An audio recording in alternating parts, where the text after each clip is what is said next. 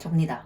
여전히 총균세를 읽고 있는데 오늘 점심 먹으면서 책을 보다가 인상 깊었던 부분이 있어서 이 부분을 좀 빠르게 공유할까 싶어서 카메라를 켰습니다. 식량을 작물화하는 부분에 대한 이야기예요. 인간에게 굉장히 유익하고 쓸모가 많은 도토리나무, 떡갈나무를 작물화시키지 못한 이유를 설명해주고 있는 대목이에요. 이 떡갈나무가 성장 속도가 느리대요. 10년 이상 걸린대요. 아몬드나 이런 것들은 한 3, 4년 정도면 수확할 수 있고 뭐 벼나 이런 것들은 몇 개월 정도면 수확할 수 있는데 떡갈나무는 도토리를 얻기까지의 주기가 너무 길다는 거죠. 그런데 뭐 그건 그렇다 쳐요. 이 떡갈나무에 열리는 열매, 도토리는 원래 다람쥐에게 맞는 크기와 맛의 열매를 만들어내도록 진화했대요. 그래서 이 다람쥐들은 도토리를 가지고 저장하고 땅에 묻고 이러잖아요. 그 과정에서 어쩌다가 깜빡 잊고 파내지 않으면 그 도토리에서 떡갈나무가 자라난다는 거죠. 떡갈나무가 자라기에 적합한 곳이라면 거의 빠짐없이 해마다 다람쥐 수십억 마리가 각자 도토리를 수백 개씩 퍼뜨리고 있대요. 인간이 도저히 원하는 도토리를 얻기 위해 떡갈나무를 선택할 기회가 없는 거예요. 그런데 저는 여기에서 다람쥐들은 자기가 종종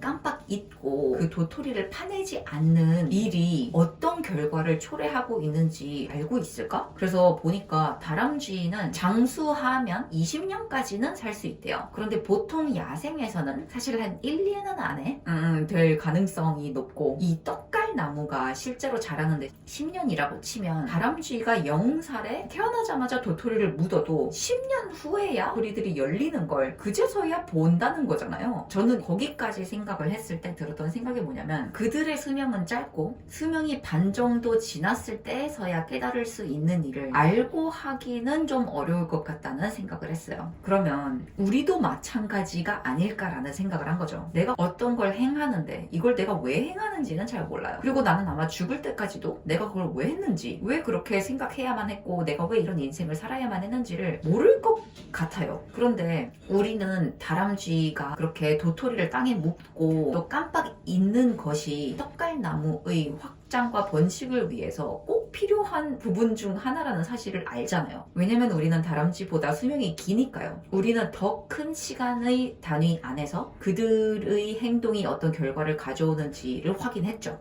우리보다 더 큰 시간의 단위를 가지고 있는 것들은 왜 우리가 이렇게 해야만 했는지를 알 수 있겠네요. 뭔가 점심을 먹다가 굉장히 많은 생각을 하게 해주었습니다. 이유가 있겠죠. 이거 공유하려고 잠깐 왔어요. 또 올게요.